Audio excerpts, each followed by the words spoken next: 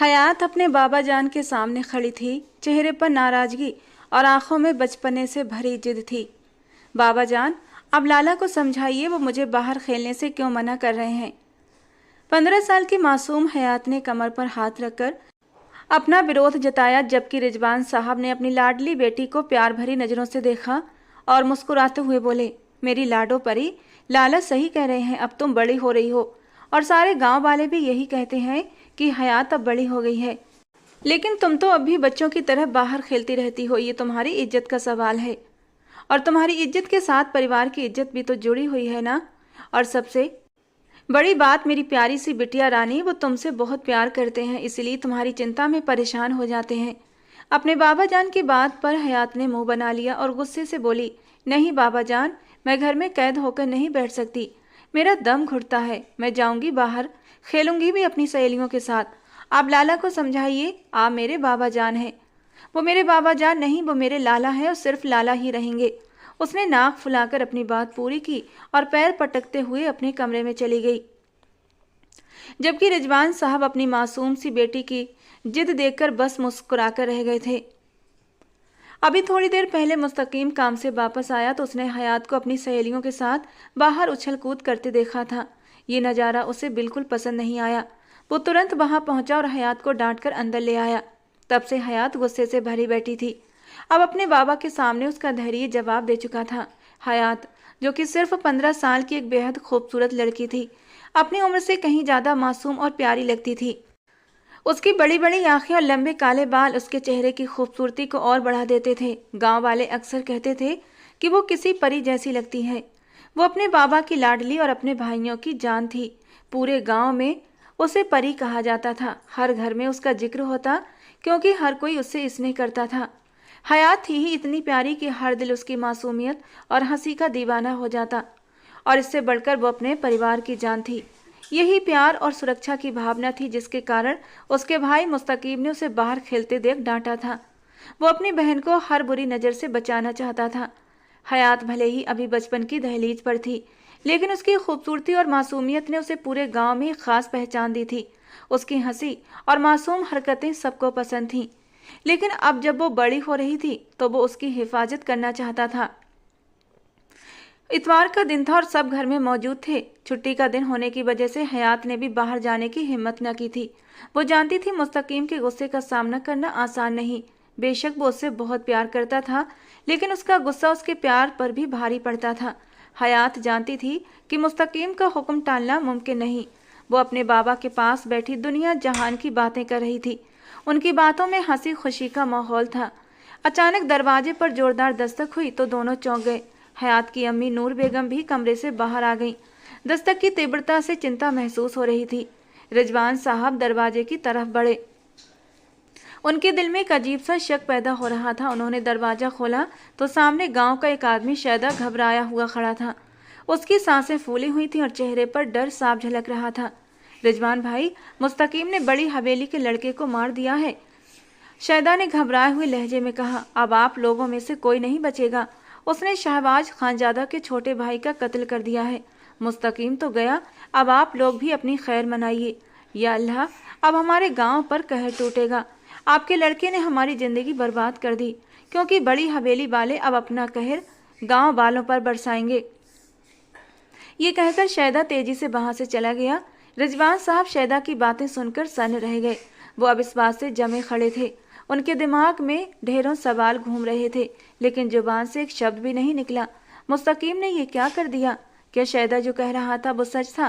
क्या सच में मुस्तकीम ने बड़ी हवेली के लड़के की जान ले ली? ये ख्याल उनके दिलो दिमाग में गूंज रहा था। पीछे खड़ी हयात और नूर बेगम की हालत भी कुछ अलग न थी। उनकी आंखों में डर और दिलों में बेबसी थी। तीनों पर जैसे स्तब्धता छा गई थी और भय के कारण उनके चेहरे का रंग सफ़ेद पड़ चुका था। शहबाज खानजादा गांव का सरदार और गद्दी का वारिस, जिसका दबदबा पूरे इलाके में था। उसके भाई का कत्ल कोई मामूली बात नहीं थी। पूरे गांव में एक डर की लहर दौड़ गई थी। रिजवान साहब की आंखों में आंसू थे। उनके कदम लड़खड़ाने लगे। मुस्तकीम ने ये क्या कर दिया? उन्होंने खुद से सवाल किया, लेकिन कोई जवाब नहीं मिला। नूर बेगम की हालत भी कुछ अलग न थी। वो गहरी सांसें ले रही थी, जैसे हवा के बिना दम घुट रहा हो। या अल्लाह, क्या हमारी जिंदगी अब बर्बाद हो जाएगी? उनके होंठों से बेख्तियार ये दुआ निकली। हयात, जो हमेशा शरारतों में मशगूल रहती थी, आज खामोश खड़ी थी। उसकी मासूमियत आज किस डरावने सच के आगे फीकी पड़ गई थी। रिजवान साहब को समझ नहीं आ रहा था कि मुस्तकीम कहाँ है। ये सवाल उनके दिल को चीर रहा था। उन्होंने अपने होश संभालने की कोशिश की और नूर बेगम की तरफ देखा, जो खामोशी से दीवार का सहारा लिए खड़ी थी। हमें मुस्तकीम को ढूंढना होगा। उन्होंने खुद को मजबूत करने की कोशिश की। गांव के लोग, जो अब तक इस खबर से बेखबर थे, जल्दी ही इस हादसे की खबर सुनकर रिजवान साहब के घर की ओर आने लगे। हर कोई जानता था शहबाज खानजादा का गुस्सा क्या कयामत ला सकता है। गांव के माहौल में एक अजीब सी घुटन थी, जो हर बीतते लम्हे के साथ बढ़ती जा रही थी। हयात, जो अपनी मासूमियत और सादगी के लिए पूरे गांव में जानी जाती थी, आज खामोशी से खड़ी थी। उसके खूबसूरत मासूम चेहरे पर डर के बादल छा गए थे। बड़ी बड़ी आंखें, जो हमेशा चमकती रहती थीं, आज आंसुओं से भरी हुई थीं। वो अपने भाई के लिए दुआ करने लगी कि किसी तरह ये मुसीबत उनके घर से दूर हो जाए। घर में हर तरफ खामोशी थी, लेकिन इस खामोशी में एक गहरी बेचैनी छुपी हुई थी। रिजवान साहब, नूर बेगम और हयात, तीनों के दिलों में एक सवाल गूंज रहा था, अब क्या होगा? समय का पहिया धीरे धीरे चल रहा था, लेकिन गांव के माहौल में एक बेचैनी थी। मुस्तकीम को तलाश किया जा रहा था, मगर वो कहीं नहीं मिल रहा था। शहबाज खानजादा ने अपने आदमियों को हुक्म दिया कि मुस्तकीम को हथकड़ी लगाकर पेश किया जाए, मगर मुस्तकीम घर में होता तो मिल जाता। रिजवान साहब ने हाथ जोड़ दिए थे और हयात अपनी माँ के पीछे छिपकर कांप रही थी। वो ये समझने से कासिर थी कि उसके घर पर ये कयामत क्यों टूट पड़ी है। पूरा गांव उनके खिलाफ हो चुका था और वजह भी गंभीर थी। मुस्तकीम ने किसी और का नहीं, बल्कि शहबाज खानजादा के छोटे भाई का खून किया था, जिसे शहबाज अपना बेटा मानता था। गांव के सरदार के भाई का कोई मामूली बात नहीं थी। पंचायत 2 दिन बाद बुलाई गई और गांव वाले फैसले के इंतजार में थे। पंचायत के लिए चारपाइयां बिछा दी गईं और लोगों की भीड़ जमा हो चुकी थी। रिजवान साहब, नूर बेगम और हयात वहां पहुंच चुके थे। सबकी नजरें उस रास्ते पर जमी थी जहां से शहबाज खानजादा की गाड़ियां आने वाली थीं। हयात अपनी बड़ी बड़ी आंखों से डरी हुई ये मंजर देख रही थी। उसे यकीन नहीं हो रहा था कि उसका भाई ऐसा अपराध कर सकता है। रिजवान साहब भीतर ही भीतर जल रहे थे। वो मुस्तकीम को पकड़कर खुद सजा देना चाहते थे। उन्होंने कई बार मुस्तकीम को समझाया था कि अपने गुस्से पर काबू रखे, लेकिन मुस्तकीम ने कभी उनकी बात नहीं मानी थी। हमेशा वो गुस्से का शिकार रहता था और आज उसका अंजाम सबके सामने था। थोड़ी देर और बीती कि अचानक 4 गाड़ियां पंचायत के पास आकर रुकीं। देखते ही देखते उन गाड़ियों से कई गार्ड हथियार लिए बाहर निकले और सबसे कीमती काली गाड़ी से 28 साल का मर्दाना पर्सनालिटी का पैकर शहबाज खानजादा नीचे उतरा। उसने सफ़ेद शलवार कमीज पहनी हुई थी और गले में मर्दाना चादर डाली हुई थी। वो मर्दाना वकार और शान का जीता जागता नमूना था। उसे देखकर किसी शहजादे का ही गुमान हो रहा था। चेहरे पर उदासी थी, लेकिन आंखों में इंतकाम की आग जल रही थी। बाल बिखरे हुए थे और कपड़ों पर सिलवटें पड़ी थीं। जो हमेशा खुद को संवार कर रखता था, आज बहुत बिखरा हुआ नजर आ रहा था। जैसे ही शहबाज पंचायत के दायरे में दाखिल हुआ, सभी लोग सम्मान में खड़े हो गए। उसने एक नज़र पूरे मजमे पर डाली और फिर नूर बेगम के पास डरी सहमी खड़ी हयात को देखकर एकदम चौंक गया। न जाने कितनी यादें थीं जो उसके दिमाग के पर्दे पर लहराने लगी थीं, और उन यादों में उसका छोटा सा भाई अरमान भी झिलमिलाने लगा था। हयात और अरमान की तस्वीर आपस में गुड़मुड़ होने लगी थी। अगले ही पल शहबाज खान की आंखों में एक चमक आई थी और होठों पर एक हल्की मुस्कान उभरी। अचानक ऐसा लगा जैसे उसके दिमाग में कोई योजना बन गई हो। कुछ सोचकर जैसे वो शांत हो गया था। धीरे से आंखें बंद करके वो मन ही मन अरमान से बोला था, मेरे भाई, तुम जहाँ भी होगे यकीनन अच्छी जगह होगे, लेकिन तुम्हारा भाई है ना, तुम्हारे जाने के बाद भी वो तुमसे किया हुआ वादा जरूर निभाएगा। वहाँ मौजूद कोई भी शख्स ये नहीं जानता था कि शहबाज खानजादा ने चुटकियों में क्या फैसला कर लिया है। शहबाज खानजादा पंचायत के बीचों बीच पहुंचकर अपनी सबसे ऊंची जगह पर बैठते हुए गुस्से से भरी आवाज में ऐलान करते हुए बोला, पंचायत शुरू की जाए। उसके शब्दों की गूंज से जैसे पूरा माहौल हिल गया था। उसके हुक्म पर पंचायत की कार्यवाही फौरन शुरू हो गई। रिजवान साहब अचानक खड़े हुए और शहबाज के कदमों में गिर गए। उनकी आंखों में आंसू थे, आवाज़ कांप रही थी और उनके शब्द जैसे टूटकर बाहर आए थे। हमने कुछ नहीं किया सरदार, हम बेगुनाह हैं। हम तो बस एक छोटे से किसान हैं जो सुकून की ज़िंदगी गुजार रहे थे। हमारा कोई कसूर नहीं। जिसने आपके भाई को मारा वो तो पहले ही भाग चुका है। हम आपको रोकने वाले कौन होते हैं? उसके साथ जो करना है कर लीजिए। जो गुनाह उसने किया है उसकी सजा तो मैं खुद भी अपने हाथों से उसको देना चाहता हूँ, इसीलिए मैं आपको उसे सजा देने से नहीं रोकूंगा। रिजवान साहब की इल्तिजा ने पूरी पंचायत में एक गमगीन खामोशी फैला दी। वो रो रहे थे और उनकी आवाज़ में इतनी बेबसी थी कि हर कोई उनकी तकलीफ महसूस कर रहा था। हयात ने अपनी नम आंखों से अपने पापा को देखा। शहबाज खानजादा ने रिजवान साहब की बातों को सुना और एक पल के लिए आंखों में गहरा क्रोध भरकर उनकी ओर देखा। उसकी आंखों में इतना गुस्सा था, ऐसा लग रहा था जैसे वो किसी को भी आसानी से तबाह कर सकता हो। उसने गुस्से से भरे हुए लहजे में जवाब दिया, तुम क्या चाहते हो? हम क्या करें? क्या हम अपने भाई का खून ऐसे ही बह जाने दें? नहीं रिजवान साहब, ऐसा नहीं हो सकता। तुम्हारी बातें सुनकर मैं दिल को नरम कर सकता हूँ, लेकिन जब तक मेरे भाई का कातिल नहीं पकड़ा जाता मैं चैन से नहीं बैठूंगा। शहबाज की आवाज़ तेज होती जा रही थी और उसका गुस्सा उसकी पूरी पर्सनालिटी में घुल चुका था। मैंने फैसला कर लिया है, जब तक मुस्तकीम नहीं मिलेगा तब तक तुम्हारी बेटी हयात मेरे साथ रहेगी। उसके शब्दों में इतनी सख्ती थी कि पूरी पंचायत में सन्नाटा छा गया। सबकी निगाहें शहबाज पर जमी थीं और उसकी बात सुनकर हर कोई चौंक गया था। शहबाज ने आगे कहा, अभी इसी वक्त तुम्हारी बेटी का निकाह मुझसे किया जाएगा ताकि महरम और ना महरम की बात ही खत्म हो जाए और ये लड़की मेरे काबू में आ जाए। मैं इसे अपनी बीवी बनाऊंगा। जब तुम्हारी बेटी मेरी कैद में पल पल तड़पेगी तब तुम्हें और तुम्हारे बेटे को एहसास होगा तुम कितनी बड़ी गलती कर चुके हो। मरने वाले पर उनका परिवार जल्दी ही सब्र कर लेता है, लेकिन जीते जागते लोगों की तकलीफ सहन नहीं कर पाता, और यही तकलीफ मैं तुम लोगों को देना चाहता हूँ। इस ऐलान ने सभी को चौंका दिया था। खून के बदले खून, जो इस गांव की एक पुरानी परंपरा थी जो हमेशा शहबाज खानजादा के उसूलों के खिलाफ रही थी, आज वही इंसान इस रस्म के जरिए अपनी मर्जी से लड़की को अपनी बीवी बनाना चाहता था। ये बात पंचायत में मौजूद हर इंसान के लिए हैरानी का कारण बन गई थी। रिजवान साहब एक बार फिर रोकर गिड़गिड़ाने लगे, सरदार ये आप क्या कह रहे हैं? ये तो बड़ी ही मासूम है। मेरी बेटी अभी बहुत कम उम्र है। आप तो हमेशा इस रस्म के खिलाफ रहे हैं, फिर आज ये क्या कर रहे हैं? उनकी आवाज़ कांप रही थी। उनके दिल में ये डर पहले से था कि पंचायत कहीं बनी का फैसला न सुना दे, मगर उन्हें उम्मीद थी शहबाज खानजादा इस रस्म के खिलाफ है, इसलिए उनकी बेटी को कुर्बान नहीं किया जाएगा। मगर उन्हें ये नहीं पता था, जो शख्स पाबंदियां लगाता है जब वो खुद उन्हें तोड़ने पर उतर आए तो सब तबाह कर देता है, और यही आज उनके साथ हो रहा था। हमें माफ़ कर दीजिए शहबाज जी, हम बेगुनाह हैं, हमने कुछ नहीं किया। नूर बेगम जो इस पूरी स्थिति में बेचैन खड़ी थी, उनका हाल भी कुछ कम नहीं था। आंखों में आंसू थे और वो कांपती हुई आवाज़ में बोली, सरदार खानजादा, हम आपसे एक इल्तिजा करते हैं, हमारी बेटी को बख्श दीजिए, हमें इस जिल्लत और रुसवाई से बचा लीजिए। वो बच्ची अभी नादान है, उसे कुछ समझ नहीं है, वो हमारे लिए बहुत कीमती है, आप उस पर ये जुल्म मत कीजिए सरदार।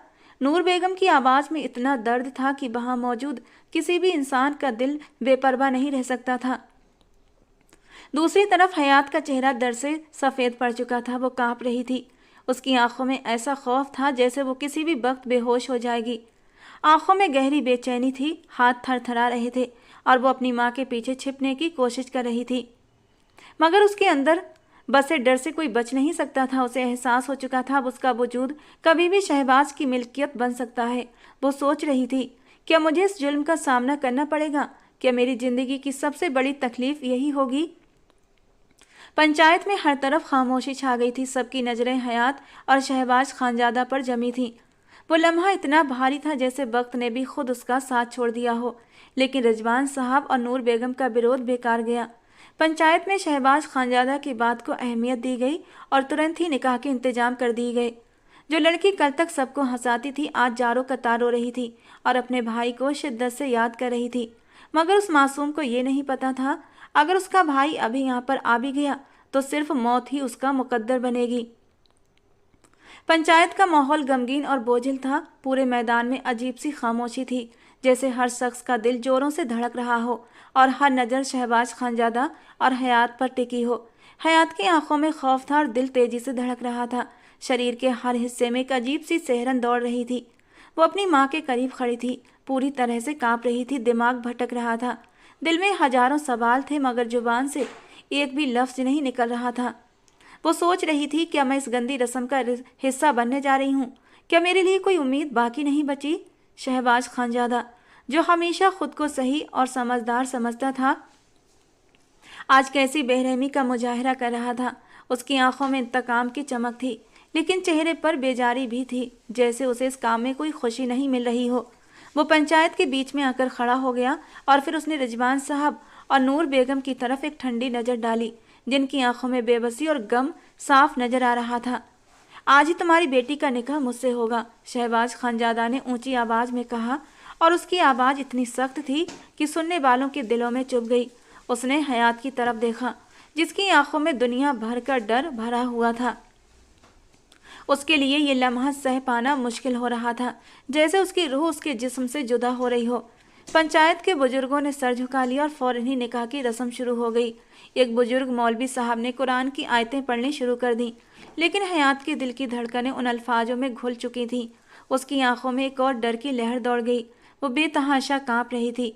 शहबाज खानजादा ने अपनी जगह पर खड़े होकर हल्का सा झुककर दस्तखत किए और फिर हयात ने कांपते हाथों से साइन कर दिए थे। निकाह मुकम्मल होते ही शहबाज खानजादा ने रिजवान साहब की तरफ देखा और ठंडी आवाज में कहा, अब तुम्हारी बेटी मेरी बीबी है। फिर उसने हयात की तरफ देखा। बिना हालात की परवाह किए उसने हयात की कलाई पकड़ी और उसकी खूबसूरत गिरे आंखों में झांकते हुए कहा, वेलकम टू हेल। ये कहते ही उसे जबरदस्ती घसीटते हुए अपनी गाड़ी की तरफ ले जाने लगा, जबकि हयात एक छोटे बच्चे की तरह रोने लगी। उसके होंठ कांप रहे थे। वो अपनी माँ की तरफ आंसू भरी आंखों से देख रही थी।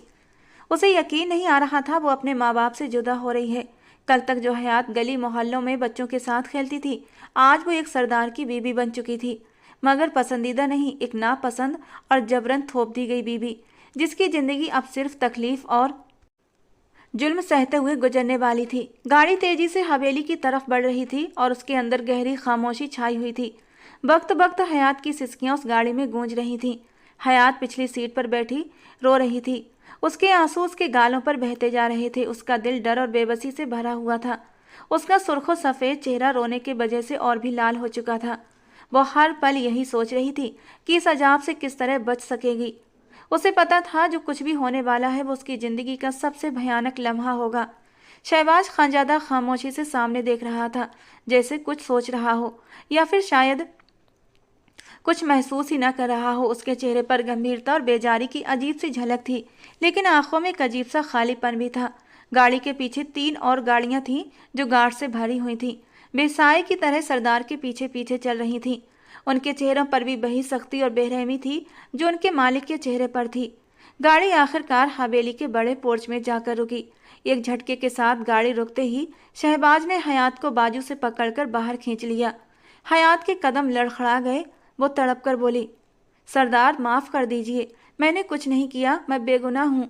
आप तो बेगुनाह को सज़ा नहीं देते, आप तो बहुत अच्छे हैं, फिर आज मुझे सज़ा कैसे दे दी। उसकी आवाज़ में बेतहाशा दर्द था, आंखों में इल्तिजा थी और लहजे में मासूमियत थी। लेकिन शहबाज ने उसकी बात को अनसुना कर दिया, क्योंकि वो जानता था अगर उसने हयात की तरफ एक बार भी देख लिया तो जो वो करना चाहता था वो किसी भी कीमत पर नहीं कर पाएगा। शहबाज ने उसे नज़रअंदाज करते हुए सीधे हवेली के बेसमेंट की तरफ कदम बढ़ाए। उसके हर अंदाज में ठंडापन झलक रहा था जो उसकी पूरी शख्सियत पर हावी था। बेसमेंट का दरवाज़ा खोलते ही उसने हयात को अंदर धकेल दिया। उसे इस बात का एहसास भी न हुआ कि इस अंधेरे बेसमेंट में वो अकेली कैसे रहेगी।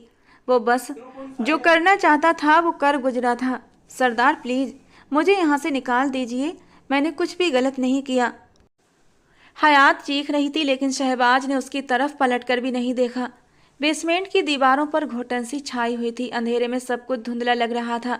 हयात की चीखों से बेसमेंट की दीवारें गूंज रही थीं, लेकिन उन चीखों का कोई असर न हुआ। शहबाज ने दरवाज़ा बंद कर दिया। एक भारी सा ताला लगाकर चाबी अपनी कमीज की जेब में डाल ली। उसने आखिरी बार उस अंधेरे बेसमेंट को देखा और फिर बेरुखी से वापस मुड़ गया। बाहर निकलकर उसने एक पल के लिए आसमान की तरफ देखा। उसकी आंखें नमकीन पानियों से भर गई थीं, लेकिन उसने उन आंसुओं को छुपाने में कामयाबी पाली। मुझे माफ़ कर देना अरमान, शायद मैं जो कुछ कर रहा हूँ तुम्हें तकलीफ़ हो रही होगी, लेकिन ये सब करना मेरी मजबूरी है। तुमसे वादा जो किया था कि मैं उस लड़की को किसी और का नहीं होने दूंगा, वो सिर्फ तुम्हारी थी और तुम्हारी ही रहेगी। मैंने उसे अपने नाम के साथ जोड़ा जरूर है, लेकिन हमेशा तुम्हारी अमानत समझकर उसकी हिफाजत करूंगा। हवेली के अंदर कदम रखते ही दादी, अम्मी जान, बाबा, चाचू, चाची सब उसके पास आ गए। उनके चेहरों पर सवाल ही सवाल थे। पंचायत के फैसले के बारे में जानने की बेचैनी उनके हर अंदाज से जाहिर हो रही थी। शहबाज, पंचायत में क्या फैसला हुआ? दादी अम्मा ने चिंता से पूछा। लेकिन शहबाज ने उन सबको नज़रअंदाज करते हुए चुपचाप अपने कमरे की तरफ बढ़ना शुरू कर दिया। उसके कदम भारी थे, लेकिन उसने किसी से कोई बात नहीं की। उसके दिमाग में वही बेसमेंट का मंजर था जहां हयात की सिसकियां अब भी गूंज रही थीं। पीछे बेसमेंट में हयात जारो कतार रो रही थी। उसके दिल में एक अजीब सी बेबसी थी। वो अपनी किस्मत पर मातम कर रही थी कि उसकी ज़िंदगी में ये सब कैसे आ गया। वो अंधेरे में बैठी अपने आंसुओं के साथ खो चुकी थी। उसकी आंखें दर्द और डर से बंद हो रही थीं और वो बस यही दुआ कर रही थी कि कोई चमत्कार हो जाए और ये अजाब ख़त्म हो जाए। लेकिन वो मासूम ये नहीं जानती थी, अब चाहे कोई भी चमत्कार हो या कोई भी कहे टूटे, वो अब कभी भी शहबाज खानजादा की कैसे रिहा नहीं हो सकती, क्योंकि वो अपनी चीज़ों को किसी और को देने का आदी नहीं था। शहबाज खानजादा अपने कमरे में खामोशी से दाखिल हुआ, दरवाज़ा बंद किया और सोफे पर गिर सा पड़ा। उसने अपना सिर सोफे की पीठ से टिका लिया और आंखें मूंद लीं, लेकिन उसे वो सुकून न मिला जिसकी उसे तलाश थी। उसकी आंखों के कोने भीगने लगे और आंसू गालों पर बह निकले। कमरे की खामोशी में उसके दिल का शोर गूंज रहा था, वो शोर जिसे सिर्फ वही सुन सकता था, जो उसे अंदर से तोड़ रहा था। सबके सामने मजबूत दिखने वाला शहबाज इस वक्त तन्हाई में अपनी कमजोरियों के साथ जारो कतार रो रहा था। उसके दिमाग में गुजरा वक्त वापस लौट रहा था। वो दिन जब अरमान उसके पास आया था, जैसे कल की ही बात हो। सुबह का वक्त था जब 20 साल का अरमान हमेशा की तरह चमकते चेहरे के साथ उसके कमरे में दाखिल हुआ था। लाला, उसने प्यार भरी आवाज में पुकारा था। शहबाज ने नींद में ही जवाब दिया, अरमान, सोने दो जाना। अरमान ने हंसते हुए उसका माथा चूमा और उसका हाथ पकड़कर उसे उठाया। लाला, एक बात बतानी है, एक चीज़ दिखानी है जो आपने कभी नहीं देखी होगी। उसकी खुशी उसके चेहरे पर झलक रही थी। शहबाज ने आंखें खोलीं। अरमान नीली पैंट और सफ़ेद शर्ट में सजा बेहद खूबसूरत लग रहा था। शहबाज ने प्यार से उसका चेहरा थपथपाया और पूछा, बोलो क्या बात है? अरमान ने चमकती आंखों के साथ मोबाइल उसके सामने किया। लाला, दिल को भा गई है ये लड़की। तस्वीर में हयात अपनी सहेलियों के साथ हंस रही थी। शहबाज ने हैरत से पहले अपने छोटे से भाई अरमान को देखा और फिर तस्वीर देखी और फिर संजीदा से लहजे में बोला, अरमान, ये तुम किन राहों पर चल पड़े हो? अपनी उम्र देखी है और अभी से इश्क लड़ाने चले हो? भाई, इश्क सोच समझकर तो नहीं किया जाता ना, बस हो जाता है। मेरा दिल भी इस लड़की पर आ गया है। लेकिन अरमान, तुम अभी छोटे हो और ये लड़की भी अभी बहुत मासूम और कम उम्र है। ये कोई वक्त नहीं है और ना ही कोई उम्र है तुम दोनों की शादी की। जानता हूँ लाला, लेकिन मोहब्बत करने की कोई उम्र नहीं होती। मैंने सोच लिया है जब भी शादी करूँगा इसी लड़की से करूँगा। लेकिन मैं चाहता हूँ कि ये मेरे नाम हो जाए। आप कुछ ऐसा करें लाला कि मेरी और इसकी मंगनी हो जाए। उसके बाद मैं घर वालों की बात भी मान लूँगा, पढ़ने के लिए लंदन चला जाऊँगा। तब तक मुझे ये सुकून रहेगा कि हयात मेरी है। वापस आकर मैं इससे शादी कर लूँगा। अरमान की आंखों में ढेर सारे जुगनू चमक रहे थे, जबकि शहबाज खानजादा हैरत से अपने छोटे भाई को देख रहा था, जिसकी नज़र में वो सिर्फ एक छोटा बच्चा था, आज इतना बड़ा हो गया था कि अपने फ्यूचर की प्लानिंग कर रहा था, वो भी इतनी सीरियसली। अरमान, वो तो ठीक है, लेकिन ये रिश्ता बेजोड़ नहीं है। ये तो एक मामूली किसान की बेटी है। तुम इससे शादी करना चाहते हो? अरमान ने उसके गले में बाहें डालकर कहा। लाला, आपके भाई को इश्क हो गया है। अगर इसे न पाया तो मैं जी नहीं पाऊंगा। पहली बार किसी को दिल दिया है और मुझे यकीन है आप मुझे ये खुशी जरूर देंगे। अरमान की मासूम मोहब्बत भरी इल्तिजा ने शहबाज के चेहरे पर मुस्कान बिखेर दी। उसने अरमान के गाल थपथपाते हुए कहा, ठीक है, ये तेरी हुई। मैं कुछ ही दिन में घर वालों से बात करके तुम्हारी और इस लड़की की मंगनी करवा दूंगा। आप खुश? लाला, आप घर वालों को मना तो लेंगे ना? अरमान की आंखों में शायद बेयकीनी थी। भाई पर विश्वास नहीं है? वादा किया है तुमसे और अपने भाई का वादा पत्थर की लकीर समझो।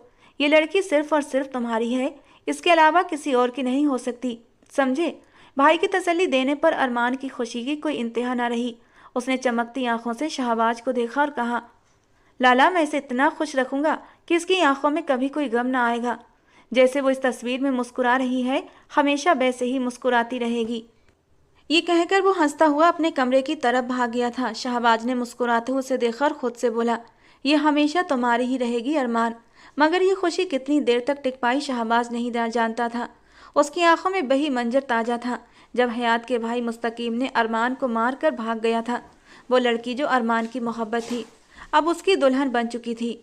ये सोचते ही शाहबाज के दिल पर जैसे खंजर चल गया। क्यों अरमान, क्यों चले गए सबको यूं रोता हुआ छोड़कर? तुम्हारे भाई ने वादा किया था इस लड़की को तुम्हारा बनाकर रहूंगा, लेकिन आज देखो तुम्हारी खातिर तुम्हारा भाई इस लड़की को अपने निकाह में लेकर आया है। जानते हो क्यों? वो इसलिए ताकि इस लड़की पर कोई दूसरा आकर हक न जता सके, इसे उंगली से भी न छू सके, कोई इस पर मैली नजर न डाल सके, क्योंकि सिर्फ और सिर्फ ये लड़की तुम्हारी थी। अरमान को याद करते हुए उसकी चीखें कमरे की खामोशी को चीरते हुए गूंजी थीं। इतनी जोरदार चीख थी कि नीचे लॉन्च में बैठे हर इंसान घबरा उठा था। सबने एक दूसरे को आंसू भरी नजरों से देखा, क्योंकि सब जानते थे शहबाज खानजादा अपने भाई से कितनी मोहब्बत करता था। ये चीख उसके दिल का दर्द थी, उसकी बेबसी की पुकार थी। नीचे बैठे सभी लोगों ने शहबाज की चीख सुनी थी, लेकिन कोई भी ऊपर जाने की हिम्मत नहीं कर पाया था। सब जानते थे इस वक्त शहबाज को अकेला छोड़ देना ही बेहतर होगा। दादी अम्मा ने अपने आंसू पोंछे और धीरे से दुआ मांगी, या अल्लाह हमारे शहबाज को सब्र दे दे। शहबाज खानजादा ने अपने आंसू पोंछे। उसके दिल में एक नई ताकत जाग उठी। आंखों में वही इंतकाम की चिंगारी थी जो पंचायत में थी। अब वो जानता था उसे अपने भाई के कातिल को ढूंढकर उसे इंसाफ के कटघरे में लाना होगा, चाहे इस राह में उसकी जान ही क्यों न चली जाए। उसने जानबूझकर हयात को बेसमेंट में रखा था, क्योंकि वो जानता था अगर वो हयात को हवेली में लाता तो उसके घरवाले कुछ ही पलों में उसे जुल्म के पहाड़ तोड़कर रख देते। उसकी अपनी सगी माँ उस मासूम सी लड़की को इतनी बेदर्दी से जुल्म करती कि कोई भी होता तो तरस खा लेता, मगर उसके घर वालों को रहम नहीं आता। वो गांव का सरदार था, मगर वो उन जालिम सरदारों जैसा नहीं था। वो हर किसी की मदद करता था, हर गरीब को अपना भाई मानता था और हर जरूरतमंद के लिए सीना तान कर खड़ा हो जाता। गांव वालों को वो अपनी जनता नहीं बल्कि अपना परिवार मानता था। यही वजह थी कि अरमान उस पर जान छिड़कता था। अपनी हर बात हर राज वो अपने लाला से ही कहता था, और हयात के लिए अपने दिल की बात भी सिर्फ शहबाज खानजादा के सामने ही कबूल की थी। यही वजह थी कि शहबाज खानजादा इस समय बेहद तकलीफ में था। वो चाहकर भी हयात को दर्द नहीं दे सकता था, क्योंकि वो उसके भाई का इश्क थी और अब उसकी बीबी थी। वो मर सकता था, मगर हयात पर आँच नहीं आने दे सकता था।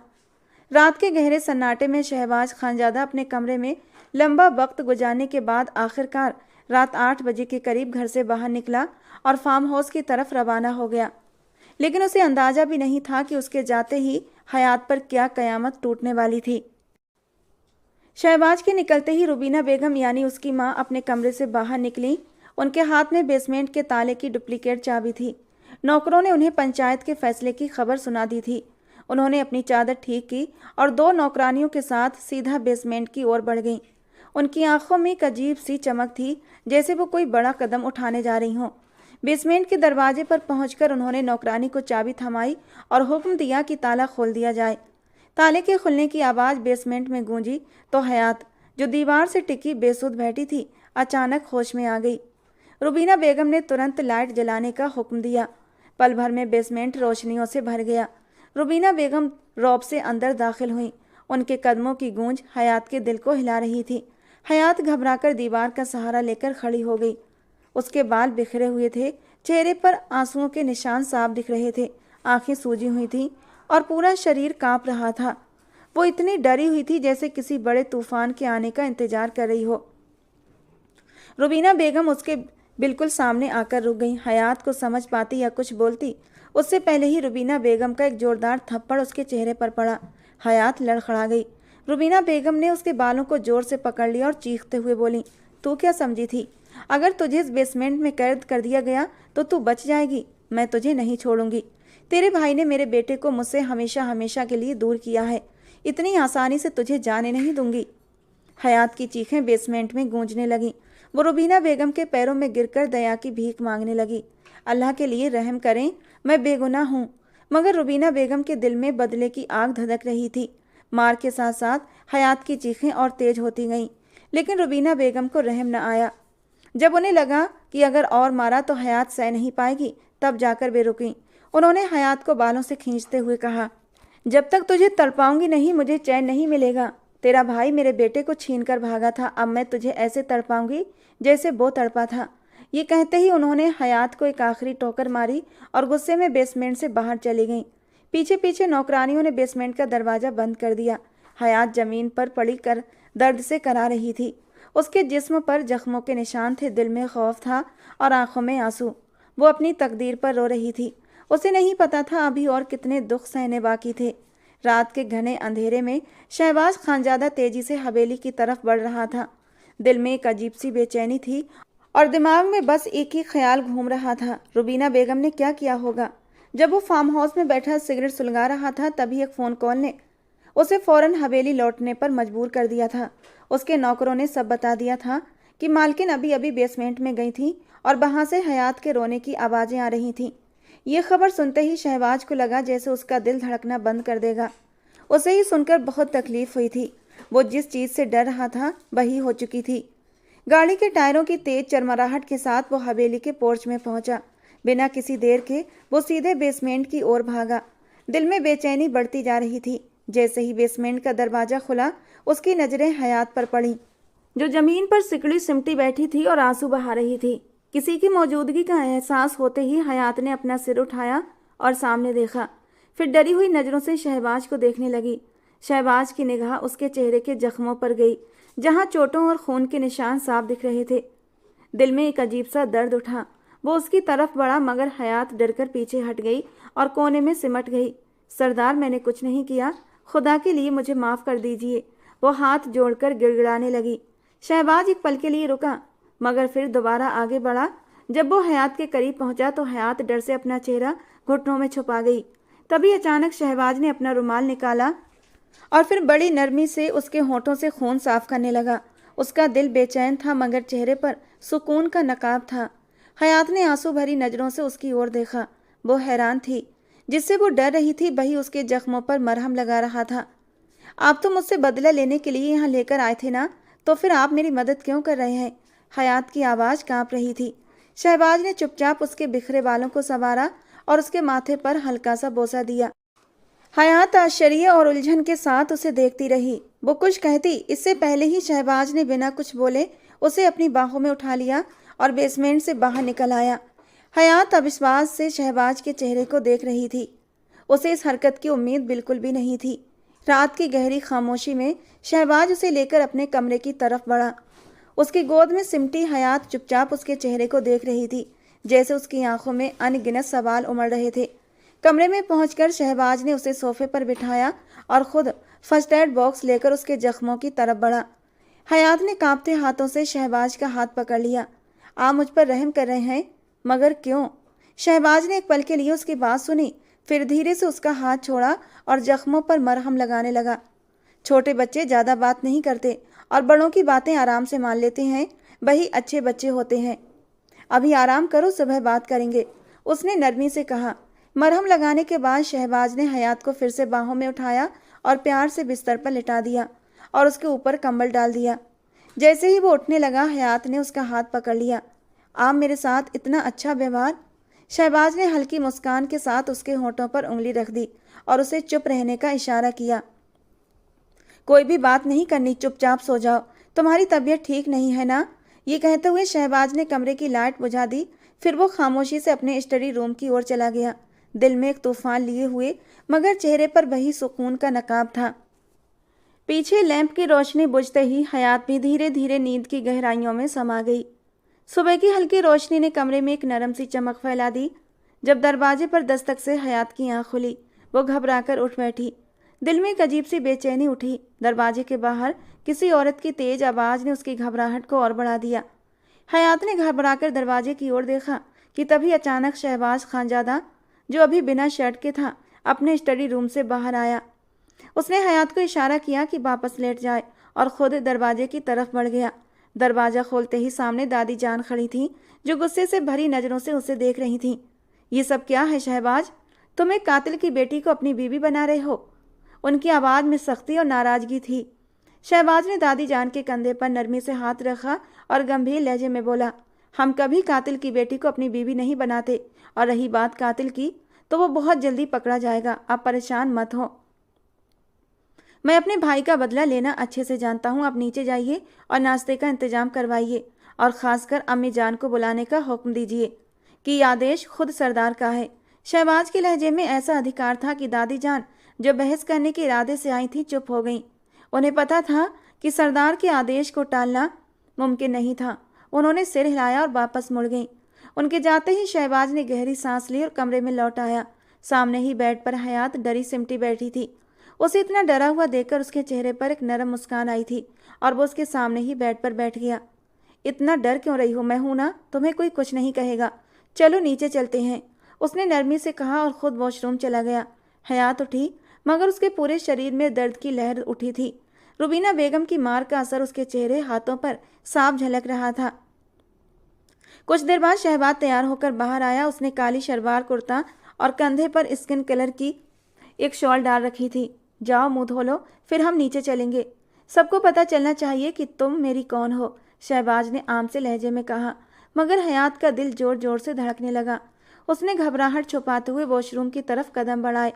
आईने में खुद को देखते हुए हयात ने सोचा, दुनिया में कुछ लोग बुरे होते हैं, लेकिन कुछ अच्छे भी होते हैं, और जो अच्छे होते हैं वो अपनी अच्छाई को एक नकाब में छुपा कर रखते हैं। उसके चेहरे पर एक हल्की सी मुस्कान आई थी, जैसे उसे शहबाज की शख्सियत में एक पनाह मिल गई हो। वापस आकर उसने देखा शहबाज सोफे पर बैठा उसका इंतजार कर रहा था। जैसे ही वो बाहर आई, शहबाज उठकर खड़ा हुआ और न जाने किस भावना में उसने नरमी से हयात के बिखरे बालों को संवारना शुरू कर दिया। हयात झेंप गई और धीरे से बोली, मैं खुद कर लूँगी। मगर शहबाज ने कुछ नहीं कहा। उसने खुद ही उसके बाल ठीक कर दिए और फिर उसकी कलाई पकड़कर नीचे की ओर बढ़ गया। हयात ने तुरंत अपना दुपट्टा सही किया और डाइनिंग टेबल पर जैसे ही शहबाज और हयात कमरे में दाखिल हुए, सारे घर के बड़े खड़े हो गए। हयात ने डरी हुई नज़रों से इधर उधर देखा और जब उसकी नज़र रुबीना बेगम पर पड़ी तो उसका जिस्म कांपने लगा। उसे लगा जैसे वो मौत के दरवाजे पर खड़ी हो। शहबाज ने नरमी से हयात की कलाई थामी और उसकी आंखों में देखा, जैसे यकीन दिला रहा हो कि वो यहाँ महफूज है। रुबीना बेगम की आंखें हयात पर जमी थी, मगर शहबाज के सामने कुछ कहने की हिम्मत नहीं हुई। शहबाज ने एक ठहराव भरी आवाज़ में कहा, हयात अब इस घर का हिस्सा है और कोई इसे तकलीफ नहीं देगा। उसके शब्दों से पूरे कमरे में गहरी खामोशी छा गई। हयात ने खुद को शहबाज के करीब महसूस किया, जैसे वो एक मजबूत दीवार हो जो उसके हर दर्द से उसे बचा सकती हो। गुस्से से कांपती रुबीना बेगम अचानक गुस्से से चिल्लाई, अपने भाई के कातिल की बहन को तुम इस घर का हिस्सा बना रहे हो? शहबाज, तुम्हें पता भी है कि तुम क्या कह रहे हो? उनका लहजा गुस्से से कांप रहा था। जब अचानक शहबाज की नज़रें उनसे टकराईं, उसने ठंडी मगर सख्त आवाज़ में कहा, इस वक्त आप मुझसे शहबाज खानजादा के तौर पर नहीं, बल्कि सरदार शहबाज खानजादा के तौर पर बात करें। ये मेरा हुक्म है कि हयात को इस घर का हिस्सा माना जाए। अगर किसी ने उस पर गलत हाथ उठाया, चाहे वो जायज़ हो या नाजायज़, तो मैं इस इंसान को कड़ी सज़ा दूंगा, चाहे वो मेरा बाप हो, मेरी माँ हो या फिर मेरी दादी हो। पूरा हॉल सन्नाटे में डूब गया। किसी बेगुनाह को सज़ा देना मुझे नहीं सिखाया गया। मेरे दादा ने कहा था हमेशा इंसाफ से काम लेना, तभी उन्होंने ये गद्दी मुझे सौंपी थी। अगर ये गद्दी मुझे न दी होती तो आपके दिल में जो आता वो आप हयात के साथ कर सकती थीं, लेकिन अब आप कुछ भी नहीं करेंगी। ये कहकर उसने अपने पापा की ओर देखा जो चुपचाप खड़े थे। फिर वो अपनी जगह की ओर बढ़ा जहाँ घर का मुखिया बैठता था। उसके लिए अलग कुर्सी रखी गई थी। उसने अपने बराबर में हयात को बिठाया और ख़ुद उसके लिए नाश्ते की प्लेट लगाने लगा। सब लोग हैरान थे। शहबाज खानजादा, जिसने कभी अपनी प्लेट खुद नहीं बनाई थी, आज एक मामूली सी लड़की के लिए नाश्ता तैयार कर रहा था। हयात भी हैरान थी। वो समझ रही थी कि जिस तरह से रुबीना बेगम ने उस पर हाथ उठाया था, उसी तरह शहबाज भी उसे मारेगा, मगर ऐसा कुछ भी नहीं हुआ था। उसकी किस्मत कैसे अचानक बदल गई थी, उसे खुद यकीन नहीं आ रहा था। समय धीरे धीरे बीतता जा रहा था। मुस्तकीम की तलाश हर तरफ की जा रही थी, लेकिन हयात की फिक्र शहबाज खानजादा के लिए सबसे बड़ी प्राथमिकता थी। वो अब शहबाज के कमरे में ही रहती थी। वो उसके बेड पर सोती, जबकि शहबाज स्टडी रूम में जाकर सो जाता था। वो सुबह जाता और शाम को लौटता था। इस दौरान हयात ज़्यादातर उसके कमरे में ही रहती थी, क्योंकि उसे बहुत डर लगता था। आज भी वही एक आम सा दिन था। शहबाज डेरे पर बैठा हुआ था जब अचानक उसकी माँ का फ़ोन आया। उसने हैरानी से फ़ोन देखा। कई दिनों बाद उन्होंने उसे कॉल किया था। घर पर भी वो ठीक से उनसे बात नहीं कर पा रहा था। उसने कॉल रिसीव करके कान से लगाई तो दूसरी तरफ उसकी माँ की रोती हुई आवाज़ सुनाई दी। वो तुरंत बोली, तुम्हारी हयात, जिसे तुम इस घर का हिस्सा कहते हो, उसने तुम्हारी माँ का हाथ जख्मी कर दिया है। उसने कहा है कि वो मुझे इस घर से निकलवा देगी। उसका कहना है कि जब मेरा शौहर मेरे साथ है तो मैं कुछ भी कर सकती हूँ। तुम कहाँ हो शहबाज, वापस आ जाओ। अपनी माँ की तड़पती आवाज़ सुनकर जैसे शहबाज का खून खौल उठा। एक पल के लिए उसका दिमाग सुन्न हो गया। वो माँ थी उसकी, अपनी माँ की तकलीफ को वो कैसे सहन कर सकता था। लेकिन अगले ही पल वो चौंक भी गया था कि हयात ऐसा कैसे कर सकती है। वो तो बेहद मासूम थी। इन दिनों में उसने देख लिया था, वो सिर्फ 15 साल की एक भोली भाली बच्ची थी जिसे इतनी समझ और अकल भी नहीं थी। लेकिन वो कुछ सोचकर अपनी जगह से उठा और हवेली की ओर बढ़ गया। शहबाज खानजादा हवेली के अंदर दाखिल हुआ। वो सीधा बीच के हॉल में पहुंचा और जोर से गरजा, हयात फौरन यहाँ आओ। उसकी गूंजती आवाज़ ने पूरे घर में सनसनी फैला दी। हर किसी को लगा कि आज कुछ अनहोनी होने वाली है। नौकर और घर के लोग इकट्ठा हो गए। सबके दिलों में डर था कि शायद शहबाज हयात को आज सजा देने आया है। कमरे में छुपी हयात डर के मारे कांप रही थी। धीरे धीरे वो बाहर निकली। शहबाज जो हॉल में खड़ा था सामने का मंजर देखकर दंग रह गया। हयात के जले हुए हाथ और जख्मी चेहरे को देखा तो एक पल के लिए उसकी पूरी दुनिया रुक गई। उसका दिल पत्थर हो गया। आंखों में अफसोस और हैरानी थी।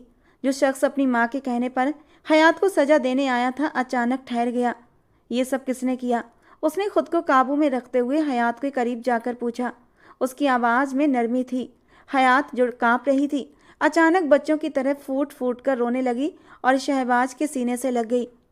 और जैसे ही हयात का नरम वजूद शहबाज खानजादा के चौड़े सीने से टकराया था, उसकी धड़कनें बेहिसाब धड़क उठीं। ये एहसास, ये जज्बात उसने पहले कभी महसूस नहीं किए थे।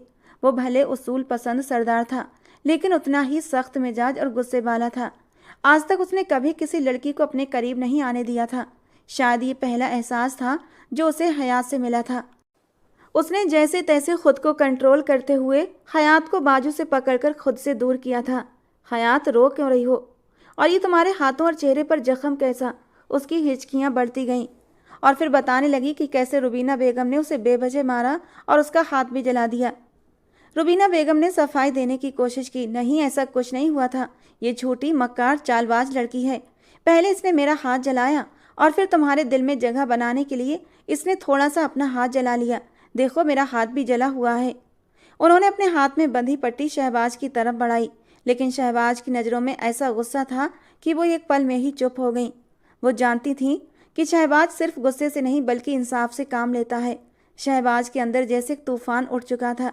शहबाज ने तुरंत फैसला कर लिया कि हयात को अब इस हवेली में नहीं रहने देगा। उसने एक नौकर को बुलवाकर आदेश दिया कि शहर में उसका बंगला फौरन तैयार करवाया जाए। उसने उसी वक्त गांव की सरदारी की गद्दी अपने बाप के हवाले कर दी, ये कहते हुए कि जब मैं किसी मासूम के साथ इंसाफ नहीं कर सकता तो मुझे इस गद्दी पर बैठने का कोई हक नहीं। उसने हयात का जरूरी सामान पैक करवाया और उसे साथ लेकर शहर की ओर निकल पड़ा। वो जानता था गांव में हयात सुरक्षित नहीं है। शहबाज के लिए अब ये जिंदगी दोहरी हो गई थी। वो गांव में भी रहता और शहर में भी जाता था, लेकिन उसने हयात को बचाने की हर संभव कोशिश की थी। यहाँ आकर हयात को जैसी एक नई जिंदगी मिली थी। उसने हयात का स्कूल में एडमिशन करवा दिया था और ख़ुद उसकी पढ़ाई का ख्याल रखता था। वो उसे बिल्कुल बच्चों की तरह ट्रीट करता था और हयात भी उसे अपना एक अच्छा दोस्त ही मानती थी।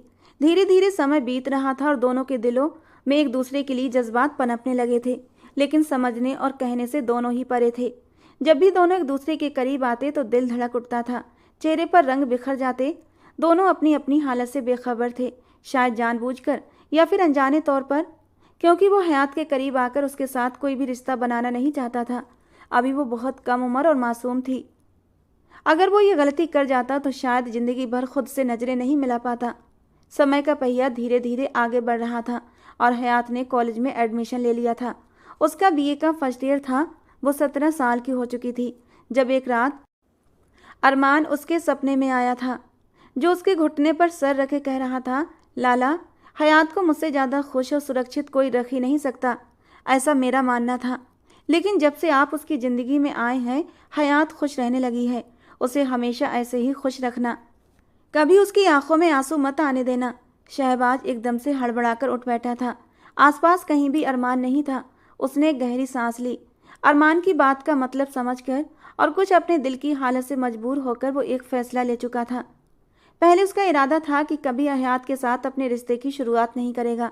हमेशा अरमान की अमानत समझकर उसकी हिफाजत करता रहेगा। लेकिन जो रंग उसने हयात के चेहरे पर देखे थे, जो चमक खुद के लिए वो हयात की आंखों में महसूस करता था, वो समझ चुका था हयात उसे पसंद करने लगी है। वो इस रिश्ते की शुरुआत चाहती है शहबाज से, और वो उसे खुद से दूर रखे उदासी और तन्हाइयों के हवाले करके उसे दुख नहीं दे सकता था। हमेशा हमेशा अपनी शरीके हयात बनाकर उसे उसका हक देकर, लेकिन फ़िलहाल अभी नहीं। वो हयात के 18 साल के होने का इंतज़ार कर रहा था, क्योंकि वो उसके साथ एक सच्चा और मजबूत रिश्ता बनाना चाहता था। वो नहीं चाहता था कि उसके साथ कोई जुल्म हो। घर वालों ने कई बार उसे दूसरी शादी के लिए कहा था, लेकिन वो किसी की बात सुनने को तैयार नहीं होता था। वो जानता था कि उसकी वफा सिर्फ हयात के लिए है। उस दिन भी वो हयात को इंग्लिश ग्रामर समझा रहा था, लेकिन हयात का मन पढ़ाई में नहीं लग रहा था। बार बार उसका मन शहबाज खान की जादू भरी पर्सनालिटी में अटक रहा था। शहबाज ने भी उसकी नज़रें खुद पर महसूस कर ली थीं। हयात, पढ़ाई पर ध्यान लगाओ। मुझे नहीं पढ़ना, उसने मुंह बनाते हुए कहा। क्यों क्यों नहीं पढ़ना तुम्हें? आखिर मैंने पढ़कर करना ही क्या है? आपने तो वैसे ही मुझसे कहा था जब मैं 18 साल की हो जाऊंगी तो आप मुझे मेरी मर्जी का फैसला लेने का हक दे देंगे। हाँ, तो अभी तुम 18 की हुई तो नहीं हो ना? हो जाऊंगी। 5 दिन बाद मैं पूरे 18 साल की हो जाऊंगी। ओह अच्छा। शहबाज खानजादा ने अपनी शरारती निगाहें उस पर जमाई थीं। लेकिन मेरे लिए तो तुम अब भी एक मासूम सी छोटी सी शरारती बच्ची ही हो। वो शरारती अंदाज में बोला था। आप मुझे बहला रहे हैं, हालांकि मैं अच्छी तरह जानती हूँ आप मुझे पसंद नहीं करते। हयात, कैसी बातें कर रही हो आज? अगर मैं तुम्हें पसंद न करता तो घर वालों को छोड़कर तुम्हें यूँ शहर में नहीं रखता। वो तो आप बहुत अच्छे हैं ना, किसी पर जुल्म होते नहीं देख सकते, इसीलिए। वो अपनी उंगलियां मरोड़ती हुई इस वक्त बेहद मासूम लग रही थी। अच्छा ये बताओ, तुम्हें पढ़ाई से क्या दिक्कत है? वही तो, मैं इतनी मेहनत क्यों करूं जब मैं यहाँ से चली जाऊंगी? क्यों, तुमने कहाँ जाना है? आपने फैसला लेने का हक मुझे दिया था ना, तो मैं अपने अम्मी बाबा के पास चली जाऊंगी हमेशा के लिए। और उसकी बात पर शहबाज का दिल जैसे डूब सा गया था। तुम अपने अम्मी बाबा के पास क्यों जाओगी? क्योंकि वो मुझसे प्यार करते हैं, और जो लोग हमसे प्यार करते हैं हमें उनके पास ही रहना चाहिए। अच्छा, तो तुम ये कह रही हो कि मैं तुमसे प्यार नहीं करता? नहीं करते। अगर प्यार करते होते तो यूँ मुझसे दूर न रहते। मैं तो आपकी पत्नी हूँ ना, भले ही हालात कैसे भी रहे थे, लेकिन आपने मुझे 3 बार कबूल किया था, पूरी पंचायत के सामने। फिर भी आप मुझसे एक दूरी बनाकर रखते हैं। मुझे अच्छा नहीं लगता। आप दूसरे कमरे में जाकर सो जाते हैं। आज वो अपने दिल की सारी बातें कर रही थी, और शहबाज ने गहरा सांस लिया था। होंठों पर एक हल्की सी मुस्कान आई थी। वो उसके कहने का मतलब समझ चुका था। मुंहजोड़ जज्बात उसके दिल में मचल रहे थे। वो उनको सुकून देना चाहती थी। शहबाज ने गहरा सांस लेते हुए अपने और उसके बीच पड़ी किताबों को समेटकर दूसरी साइड रखा था, और अगले ही पल उसकी कमर में हाथ डालते हुए उसे खींचकर अपने करीब किया था। जबकि उसकी इतनी सी संगत पर हयात का दिल जोरों से धड़क उठा था। चेहरा जज्बात की शिद्दत से लाल हो गया था। होंठ कांप कर रह गए थे। धड़कनें शोर मचा रही थीं। उसके कांपते वजूद को महसूस करते हुए शहबाज खिलखिलाकर हंस पड़ा था। अभी तो तुम्हें मेरा साथ चाहिए था, और अब इतना सा पास आने पर तुम्हारी ये हालत हो गई। जबकि अब हयात से और ज़्यादा बर्दाश्त हो ही नहीं सकता था। वो तड़प कर शहबाज के सीने में दुबक गई थी। दिल की धड़कती बेचैन धड़कनों को सुकून भी तो आपकी बाहों में ही मिलता है। अच्छा लगता है मुझे जब आप मेरे पास होते हैं, मेरे सामने होते हैं। मैंने नहीं जाना गांव वापस, अपने अम्मी बाबा के पास। हमेशा आपके साथ रहना है। अचानक ही शहबाज को अपनी गर्दन पर कुछ गीला सा महसूस हुआ था। उसने चौंक कर हयात का चेहरा ऊपर किया। वो रो रही थी। अगले ही पल उसने अपने होठों से उसके आंसुओं को चुन लिया था। मैं भी तुम्हें खुद से दूर भेजना नहीं चाहता, हमेशा तुम्हें अपने पास रखना चाहता हूँ। रही बात तुम्हारे करीब आने की, तो मैं तुम्हारे साथ कुछ गलत नहीं कर सकता। जब तुम मेरी पत्नी बनी उस वक्त तुम बहुत मासूम थीं, इस लायक नहीं थीं कि मैं तुमसे कोई रिश्ता बनाता। मैं सही समय का इंतजार कर रहा था, और आज जबकि खुद तुम्हारी इच्छा है, तो अब मैं खुद तुमसे दूरी बर्दाश्त नहीं कर सकता।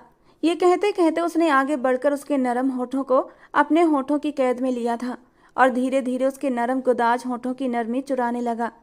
कुछ देर बाद वो उसके होठों का रसपान करके अलग हुआ। दोनों की सांसें तेजी से चल रही थीं। दिल की धड़कनें शोर मचा रही थीं।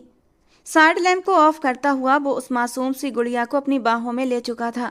उसके नरम वजूद की नरमी को महसूस करते हुए वो अपने होंठ उसकी नरम धड़कनों पर लेकर आया था, और जब उसकी धड़कनों को उसने पर्दे से आज़ाद किया तो उस खूबसूरती को महसूस करके वो जज्बात की शिद्दत से मचल उठा था।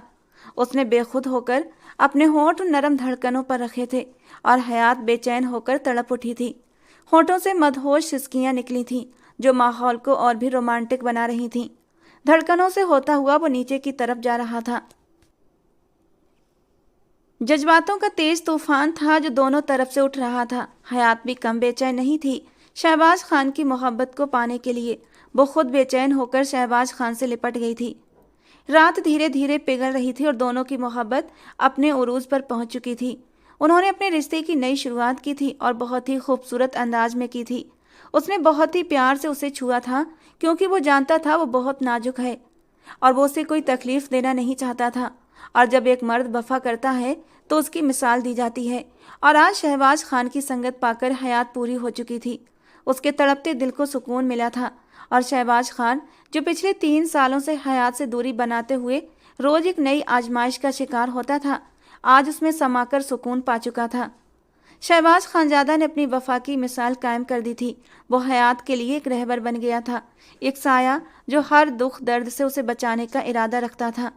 शहबाज खानजादा ने आखिरकार मुस्तकीम की तलाश छोड़ दी थी, क्योंकि वो शख्स को क्या सजा देता जो इंसान कहलाने के लायक ही नहीं था। उसे पता था कि मुस्तकीम जानता था कि उसकी बहन बर्बाद हो चुकी है, लेकिन फिर भी वो वापस नहीं आया, इसीलिए उसने उसको माफ़ कर दिया था। शहबाज हर शुक्रवार को अरमान की कब्र पर जाता था। वहां बैठकर बताता कि उसने हयात को सुरक्षित रखा है और बहुत खुश भी रखा है। वो उसके घर में है और अब बहुत सुकून से है। वो उसकी कब्र के पास बैठकर हर छोटी बड़ी बात करता था। शहबाज को खुद नहीं पता था कि ये हयात के लिए क्या थी, लगन थी, मोहब्बत थी या कुछ और, लेकिन अब वो हयात को अपने दिल में कैद कर चुका था और वो अपनी चीज़ें किसी को नहीं देता था। और फिर हयात उसकी बीवी थी, भला वो उसे खुद से दूर कैसे कर सकता था। वो हयात को उसके माँ बाप से मिलवाने भी ले गया था। ये 3 साल हयात के माँ बाप ने किस तरह गुजारे थे ये वही जानते थे। हालांकि फ़ोन पर हयात के अपने माँ बाप से बात होती रहती थी, लेकिन उन्हें विश्वास ही नहीं होता था कि बदले के तौर पर ले जाने वाला इंसान उनकी बेटी के साथ अच्छा व्यवहार भी कर सकता है। लेकिन जब उन्होंने अपनी आंखों से हयात को शहबाज खान के साथ खुश देखा तो उनके दिलों में सुकून उतर गया था। शहबाज खान के घर वालों ने भी दिल पर पत्थर रखकर हयात को अपनी बहू स्वीकार कर ही लिया था और हयात के लिए तो बस शहबाज खान का प्यार ही काफ़ी था, जो उस पर टूट कर बरस रहा था। तो दोस्तों, आज की हमारी ये कहानी आपको कैसी लगी ज़रूर बताना। पसंद आई हो तो प्लीज़ लाइक करना। रोज़ एक नई कहानी सुनने के लिए हमारे चैनल को सब्सक्राइब जरूर करना। मिलते हैं दोस्तों अगली किसी नई रोमांटिक कहानी के साथ।